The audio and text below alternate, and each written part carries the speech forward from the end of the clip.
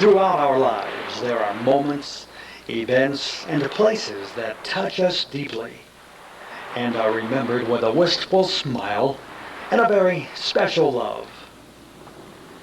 And if you ask any one of millions of northeastern Ohioans old enough to remember where many of the happiest hours of their lives were spent, they may well say something like, once upon a time, there was a special place called Euclid Beach Park. Euclid Beach Park, remembered by millions simply as the beach. Even now, decades later, how the name conjures up the smell of popcorn, the laughter of children, the happy screams of teenagers on the rides. Can you remember the sights, the sounds, the smells? How fast your heart was beating just before you topped the first hill on the Thriller? Was it the ride? Or perhaps for the first time you had your arm around your true love and were holding on tight?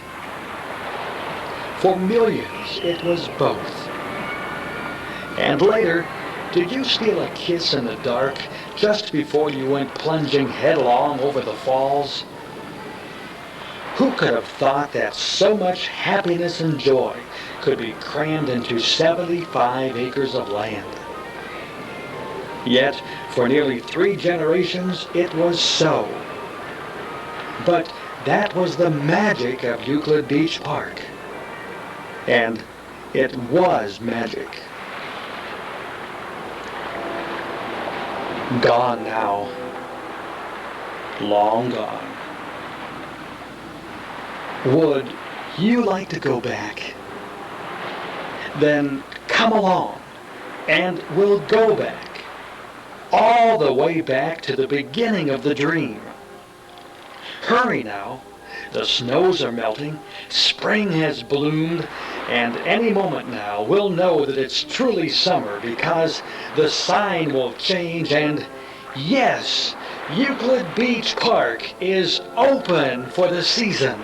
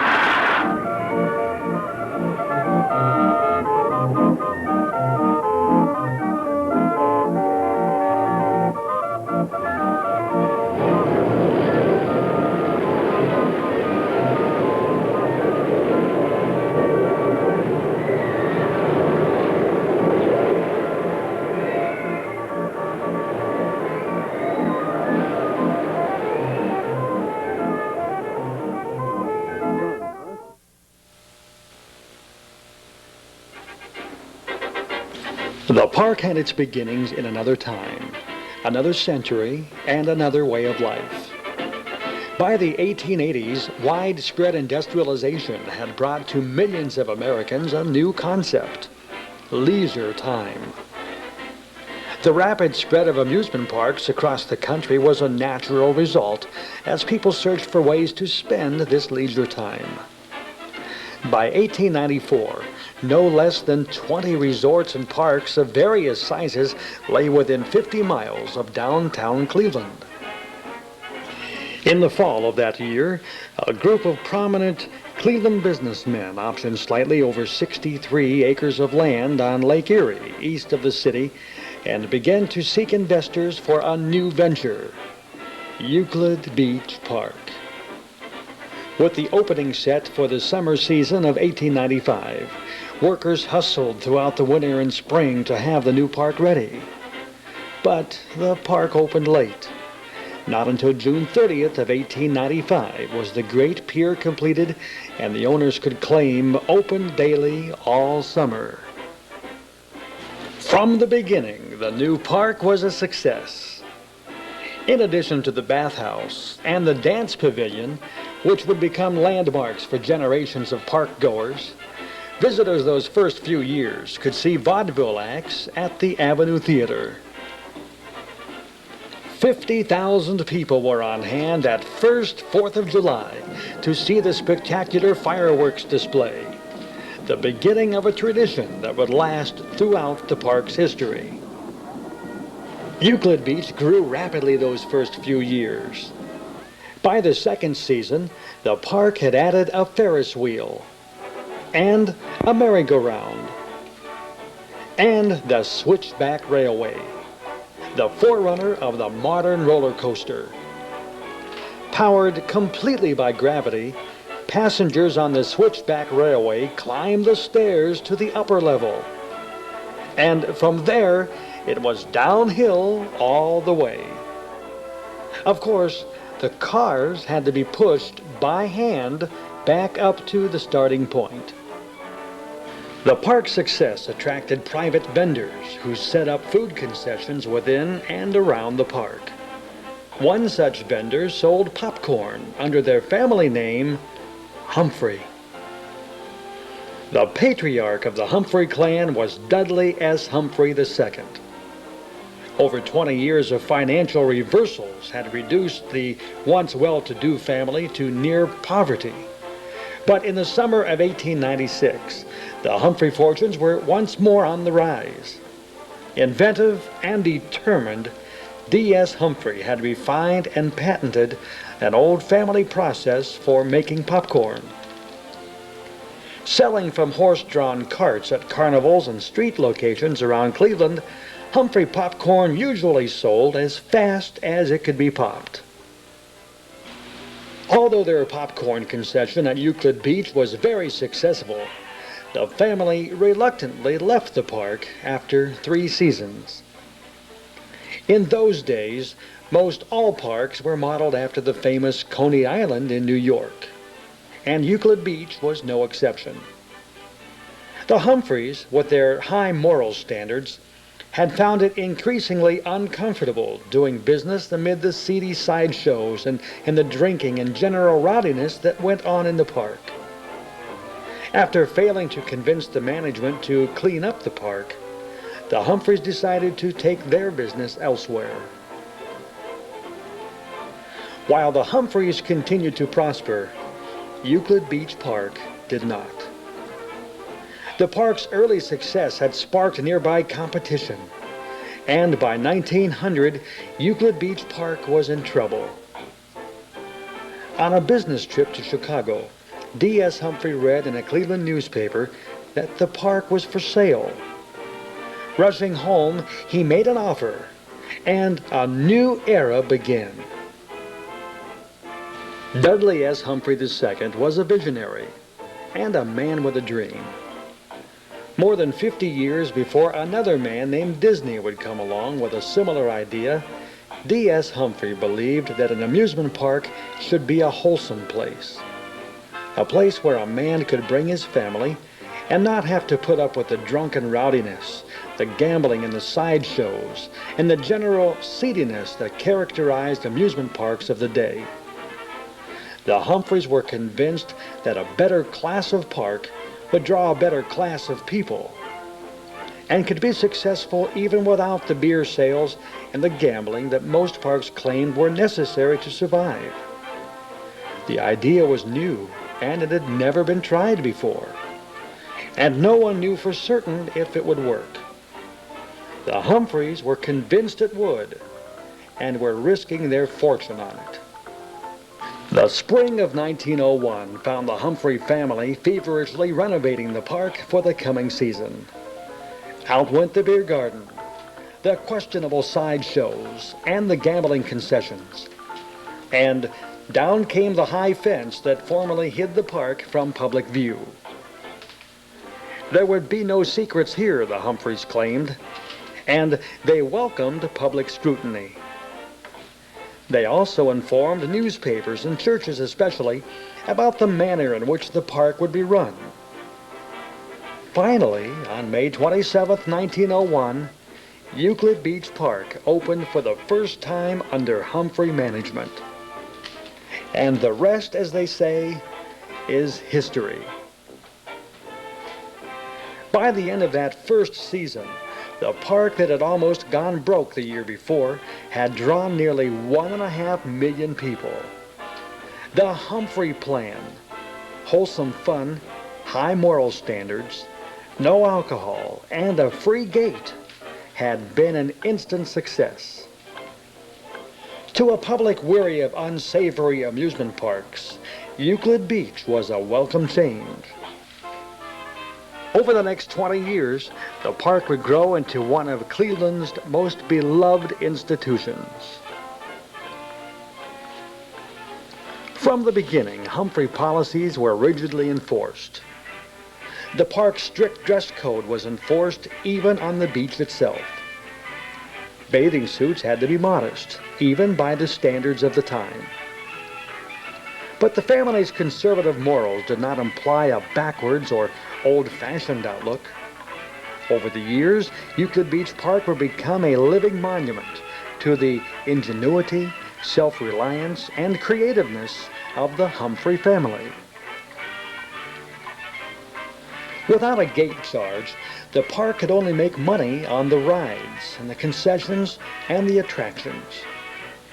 To keep the crowds coming back meant always offering something new without seeming to change too much. Walking that fine line became a Humphrey specialty. And so the park grew. Popular attractions in the early years included lavish dances in the pavilion to the music of Currier's Orchestra and others. The Euclid Beach two-step was a popular number written especially for Euclid Beach Park. Each year brought new wonders to the beach. To mention just a few, in 1902, the log cabin. Built for the Pan American Exposition in Buffalo the year before. Taken apart, moved, and rebuilt at Euclid Beach. 1903, the Flying Ponies, a kind of tilted merry-go-round. 1904, the roller rink, enhanced a few years later by a magnificent Gavioli organ. Also in 1904, the old switchback railway was replaced by the Figure 8, a newer, bigger coaster, and the first at the park to use a chain-driven lift.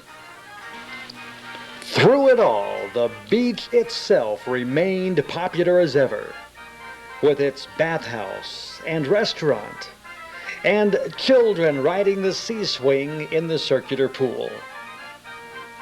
And of course, the pier. Part of the magic of Euclid Beach Park was that in the midst of change, some things would be unchanging. Early on, D.S. Humphrey made a deal with the streetcar company. Streetcar service came to Euclid Beach Park, and the Humphreys retired the ferry service. But they kept the pier, which would remain a park landmark to the very end. What exciting times those first few years were. Always something new at the beach. A new theater, the World Theater. First in the country, built just to show those flickering miracles called moving pictures. 1907 brought the biggest coaster yet, the Scenic Railway. With its ornate towers and gracefully sweeping track, it was perhaps the most physically beautiful coaster ever built at Euclid Beach Park. It was also unique. The cars were controlled by a series of cables and clutches and required a pair of brakemen to ride along on each trip. Yet, in the midst of all of this excitement, Euclid Beach Park was also a place for peace and rest. More than 40 acres of the park was reserved as a wooded campground. Rows of comfortable tent homes could be rented, furnished complete with plumbing, gas stoves, and even refrigerators. And all of this back in 1907. Throughout the park, shaded walkways, promenades lined with benches, and winding pathways brought an atmosphere of tranquility to Euclid Beach that was both in contrast and in harmony with the excitement all around. To the end of its days, Euclid Beach Park was very much a park. By 1909, the beach was already starting to take the form that would be familiar to coming generations. That year, the Figure 8 coaster was replaced by the new Velvet coaster, known to later park goers as the Aero Dips. 1910, and the beautiful carousel came to the beach. Elegant, graceful. Remembered and loved by millions, the carousel would remain to the very end. That same year, huge crowds came to the beach to watch an historic event as Glenn Curtis flew his newfangled aeroplane from Euclid Beach to Cedar Point and back. For the next several years, such flights became featured attractions at Euclid Beach Park. 1913, and yet another new coaster. This one, the Derby Racer. This one, too, was unique. Two trains raced each other on parallel tracks. And of course, known to later generations as the racing coasters. There were more leisurely rides, too, such as this miniature train. And speaking of trains, one of the most popular rides had neither tracks nor any set course. The auto train wound its leisurely way through the park for many years and was a favorite way for weary visitors to see the park. By the end of World War I, a generation of Clevelanders had grown up along with Euclid Beach Park. The Humphrey family and an almost fanatically dedicated staff and management established a national reputation for ingenuity and innovation. The park owed much of this unique character and atmosphere to the dedication and self-reliance of the staff. Innovation and creativity became legendary at the beach. And a perfect example is the circle swing. Built in 1902, passengers originally rode in wicker gondolas. In the 20s, the gondolas were replaced by biplanes and a raised platform installed for added safety. Well, by the 1930s, Buck Rogers was all the rage, and the park's chief engineer, Dudley Humphrey Scott, designed rockets to replace the biplanes. From drawing board to installation, the rocket ships were created entirely in the park's own workshops. Soon other parks would try to copy Euclid Beach, and rocket rides would become common.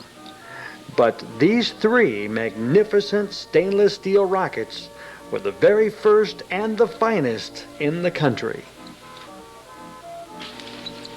Summer and the beach. By the start of the Roaring '20s, those two words meant the same thing for thousands of families all over northeastern Ohio. The streetcars to the beach were always full.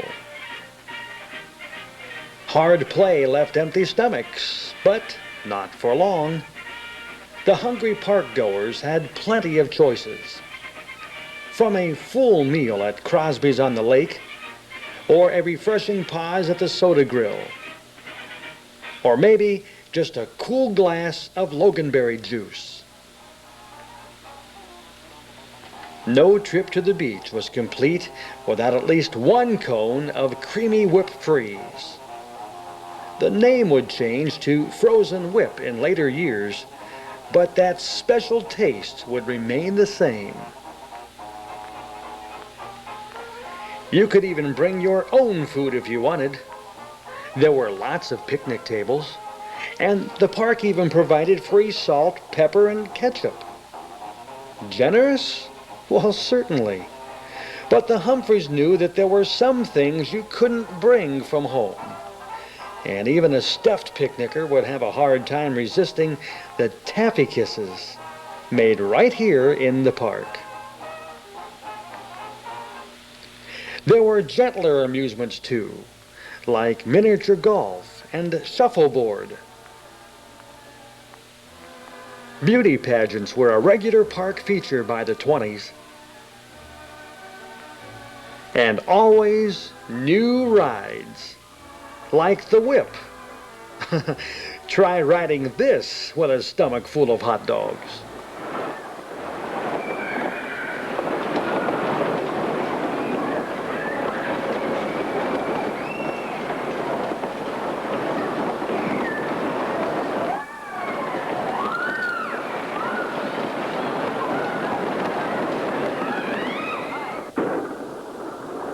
The mill chute came to the beach in 1921 and proved to be a big splash.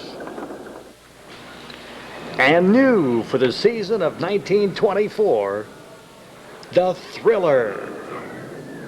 Over the next 45 years, the Thriller would be one of the most popular rides at the beach and would become the flagship ride of Euclid Beach Park. These remarkable films were shot by park engineer Dudley Humphrey Scott, who made many slow-motion films of park rides in the 20s and 30s. Note the clock on the ground, which Scott used to gauge his slow-motion effects. The 20s were the golden age years for America's amusement parks, and Euclid Beachers were more golden than most. Crowds came by the thousands, by the tens of thousands, and the beach prospered. New rides were added constantly, and older ones were modified. Some, like the Bug, would be familiar to generations to come. Others, like the Zoomer, would last a season or two and then be gone. Still others, like the Witching Waves, would appear in one form and survive for decades in another. The Witching Waves later became the Laugh-in-the-Dark and used the same cars. By the 20s, about 40 families lived in the park year-round. The Humphreys themselves, along with staff and maintenance workers and their families, gave the park life, even in the off-season. Winter was the time for modifications, for new designs, strategy sessions, and minute inspections of the rides. Attention to detail helped Euclid Beach Park keep an outstanding safety record throughout its history. As the Roaring '20s roared to an end, Euclid Beach Park looked much as it would for the remainder of its days. As more and more people came in cars, the main gate arch became a familiar sight. And already, waiting for the sign to proclaim "Open for the season" was a familiar springtime ritual. The beach itself remained popular as ever, and the fountain that would become another park landmark had replaced the sea swing. In the winter of 1929, a severe storm struck the beach, causing extensive damage to the pier and the shoreline. In a strangely symbolic way, it seemed to represent the economic storm sweeping the nation. The Great Depression had just begun, and for all concerned, there were darker storms ahead.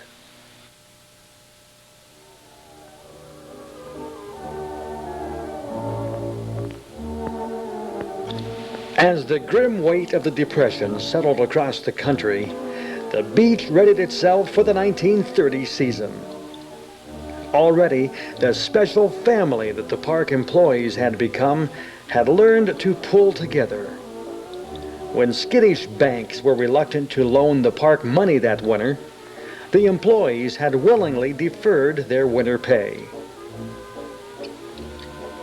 30 years of building public goodwill was about to pay off. If anything, the crowds that flocked to the beach that first year of the Depression were bigger than ever. Before the end of June, the entire staff was repaid.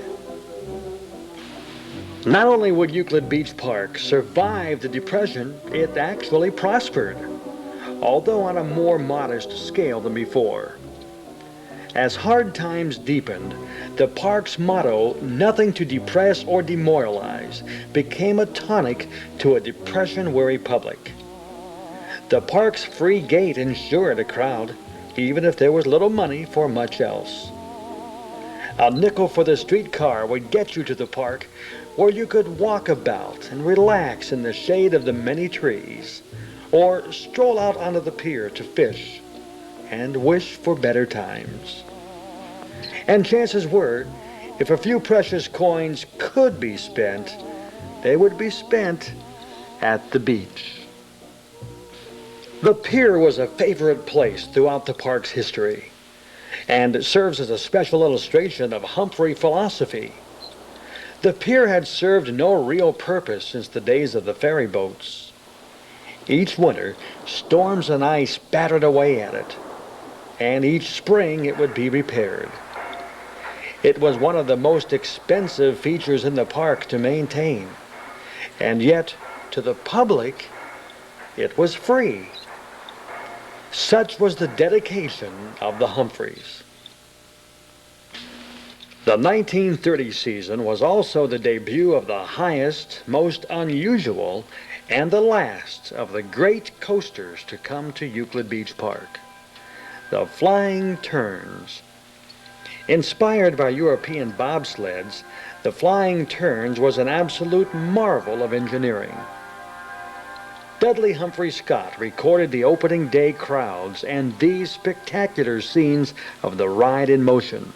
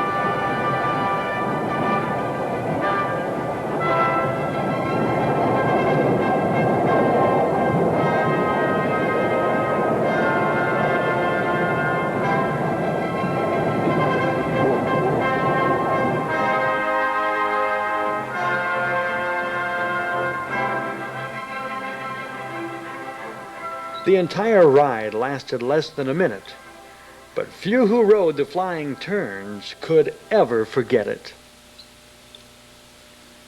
With the addition of the Flying Turns, Euclid Beach Park had reached maturity. This aerial photo shows the beach in all of its glory. At its height, the park covered just over 75 acres, but seemed much bigger. Careful planning allowed for maximum use of land. A closer look at the coaster complex shows how the rides wound in and around each other until it was hard to tell where one ended and the next began. The 30s still saw its share of new rides. The old scenic railway came down to make way for a redesigned mill chute, which became the Over the Falls. A few old-timers might remember the Redbug Boulevard and the Dippy Whip. Some may even remember the Bubble Bounce. Of course, beauty pageants remained as popular as ever, and so the crowds whiled away the hard times at the beach. And speaking of beauties, the best remembered lady of all came to the beach in the 30s.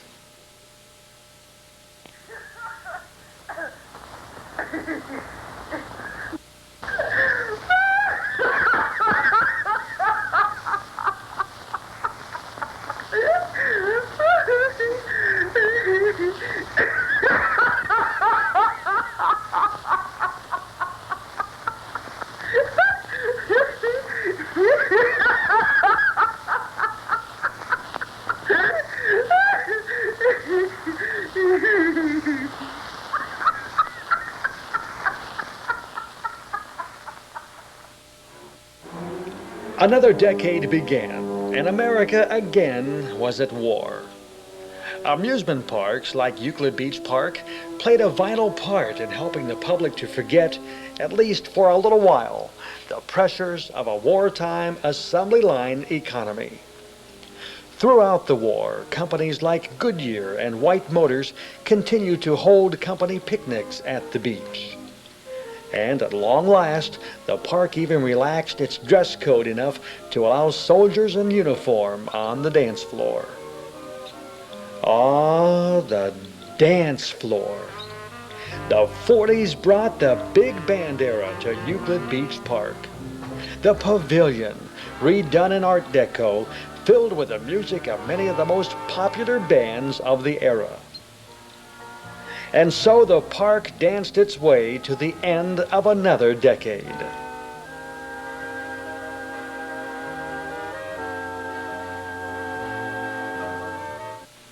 Like the rest of America, Euclid Beach Park drifted pleasantly through the 50s. Crowds still flocked to the beach every summer, although most came by car now. Early in the decade saw the end of an era as the last streetcar came to the beach.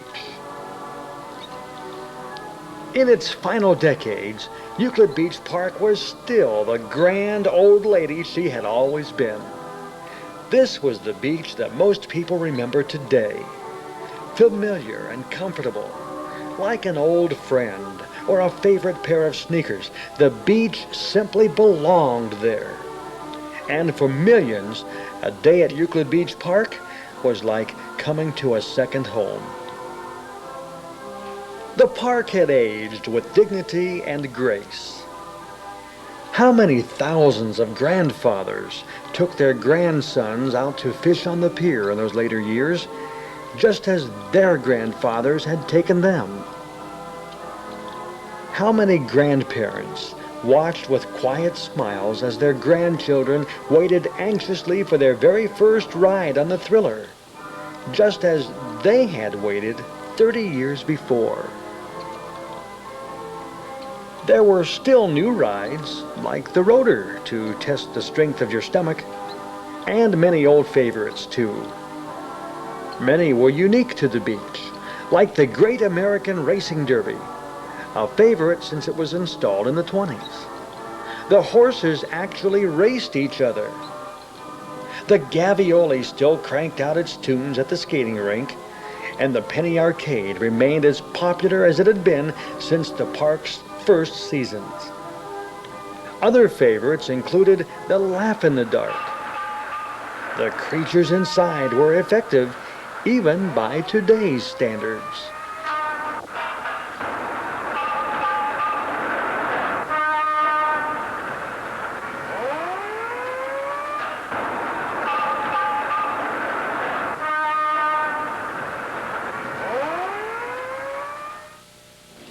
Let's go back for a little while and spend some time at the beach as it was in the late 50s and early 60s. How old were you when you first came to the beach? How much can you remember?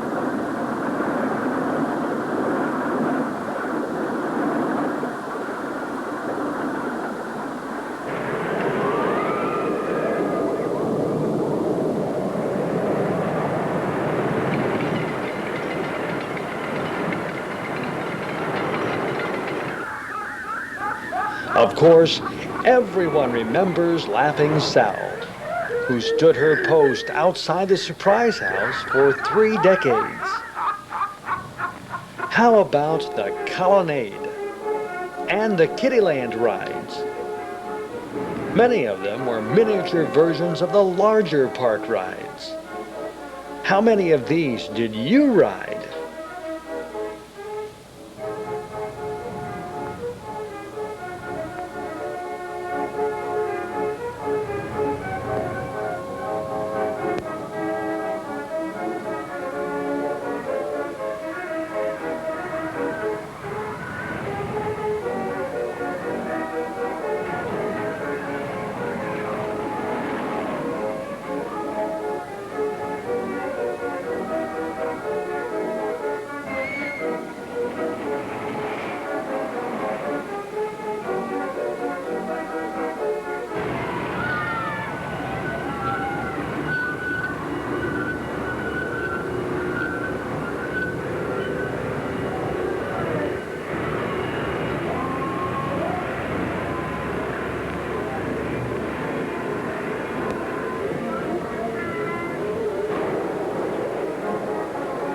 Variations of many of the rides that were popular at the beach can still be found at parks across the country, like the Rocco Plane or the Flying Scooters. The Flying Scooters was especially fun because of the control the rider had over the ride.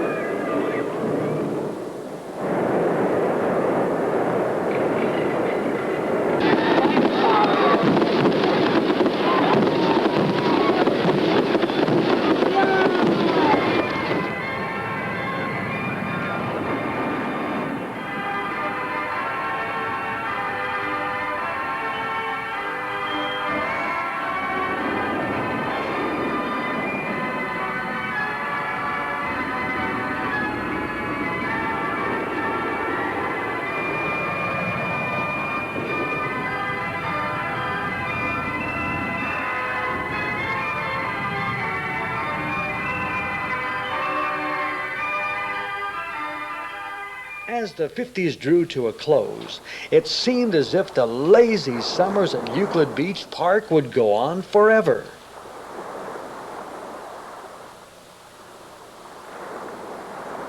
Euclid Beach Park entered its sixth decade with the status of a grand old institution. It had survived and prospered through 2 world wars and a Great Depression. It had roared through the 20s and eased through the 50s. Whatever the 60s might bring, surely the beach could survive that too. And indeed, the first few seasons passed pretty much as they always had. But the nation was changing even then in ways that the park was finding difficult to adapt. By the early 60s, the dance pavilion that had been a main attraction for decades was now only open for special occasions. In 1962, the old roller rink was closed and converted to the antique car ride. That same year, the Turnpike ride was installed in Kittyland. Like many of the rides at the beach, these were custom variations of standard designs, modified by the park staff in the park workshops. A few common standardized rides like the Tilt-A-Whirl and the Swingin' Jim would also be added in the 60s. Although no one would have guessed it at the time, the antique cars and the Turnpike were the last customized rides to come to Euclid Beach. 1962 was also the last year that Euclid Beach Park made a profit. By the mid-60s, as the song went, the times they were a-changing. And the changes were being felt at the beach. The summer crowds that once flocked to the park began to dwindle. And each season the lines at the Thriller grew shorter. To a generation that questioned everything old and established, the beach was becoming perhaps just another tradition to be set aside. For whatever reasons, each year attendance at the beach grew smaller and smaller, while the costs of keeping the park going climbed. Rising expenses for maintenance, insurance, and taxes all took their toll. Perhaps a sign of the times could be seen at the pier, which grew shorter every year as the cost of keeping it repaired rose steeply. But even in those turbulent times, there were still occasions when the park could pack in the crowds. True to its history, Euclid Beach remained innovative, and in the 60s, rock concerts were held in the park. The Beach Boys were so impressed by the flying turns that they mentioned it in one of their songs.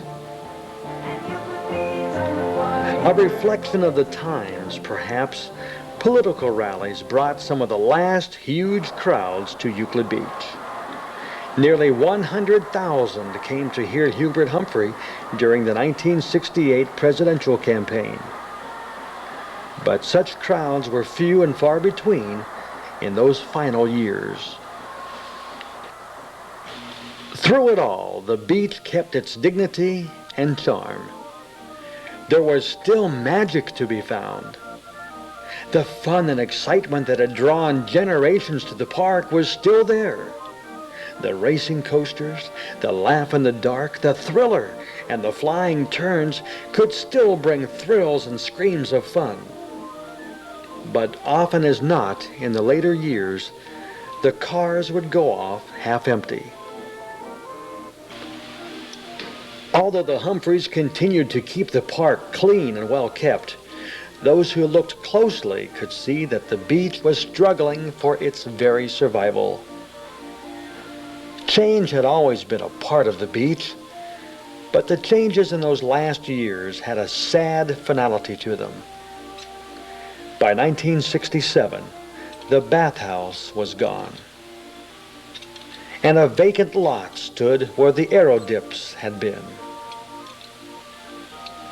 That same year, the Great American Racing Derby was sold to Cedar Point and replaced by the Tilt-A-Whirl and a small Ferris wheel.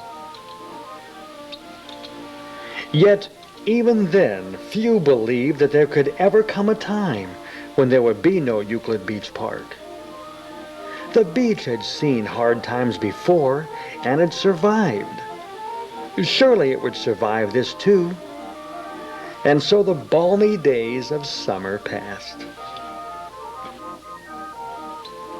One of the saddest lessons of history is how little we treasure what we have until we have it no more. During the decade of the 60s, something like 25 amusement parks went out of business across the United States.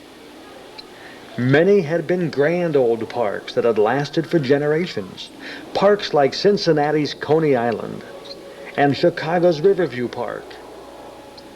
And in Cleveland, Ohio, a place called Euclid Beach. And so, at long last, there came a final day. September 28, 1969. It was a Sunday, and the crowds came to the beach for the last time. And although everyone knew, still many could not believe that it really was the last day. They wandered about the park, taking in the sights, tasting the food, riding the rides that had been a part of their lives for so many years. Surely the magic of Euclid Beach Park could not end.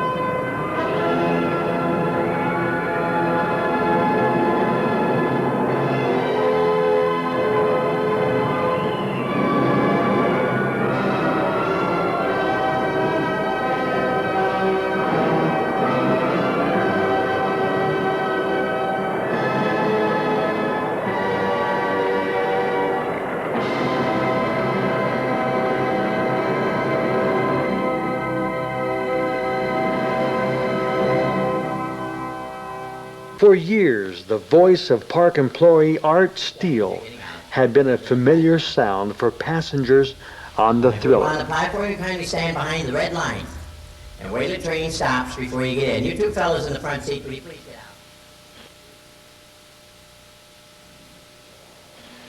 out? And the train did stop. Forever. How little we treasure what we have until we have it no more.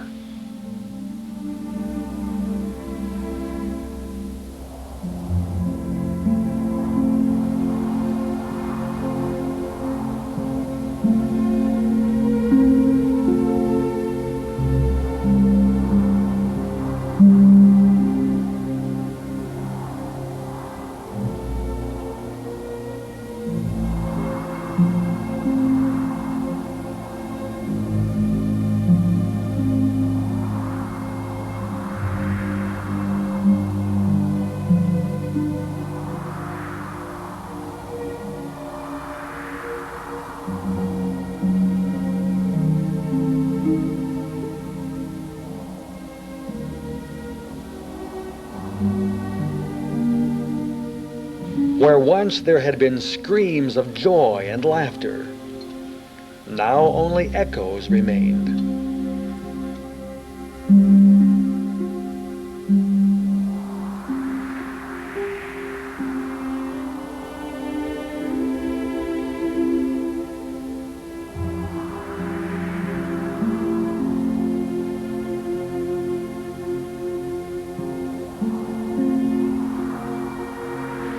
Over the next several years, the park that had meant so much to so many for so long slowly vanished from the earth.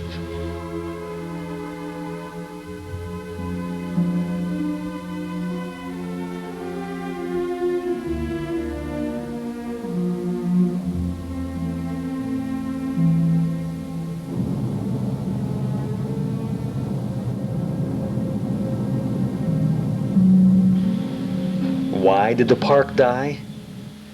There are no easy answers. Changing times, changing attitudes, a host of other factors all played a part.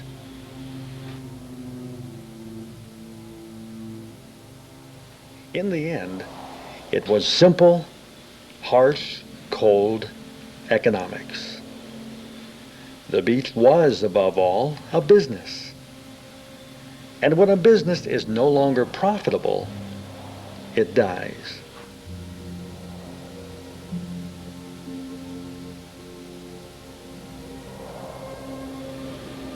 Throughout most of the 60s, the park lost money, until at last there was nothing to be done but to close.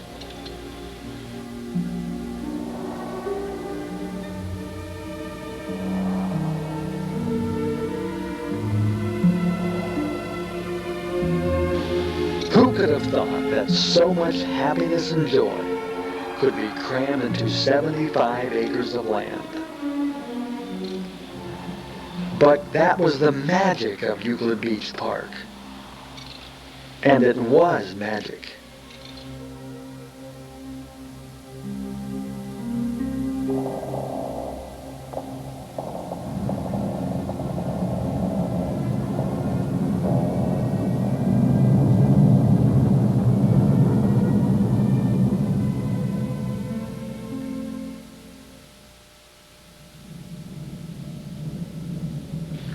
And if you ask them where many of the happiest hours of their lives were spent, they may well say something like, "Once upon a time, there was a special place called Euclid Beach Park."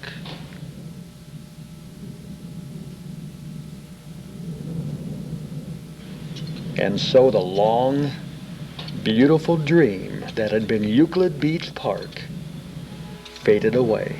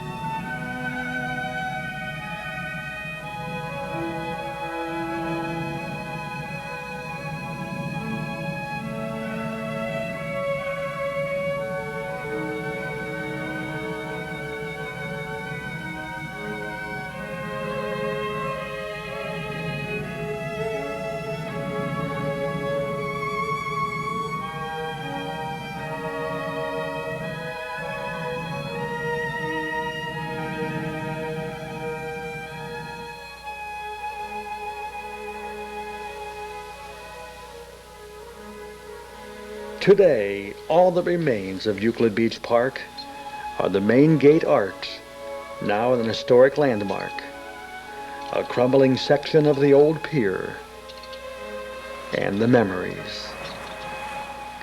Ah, the memories.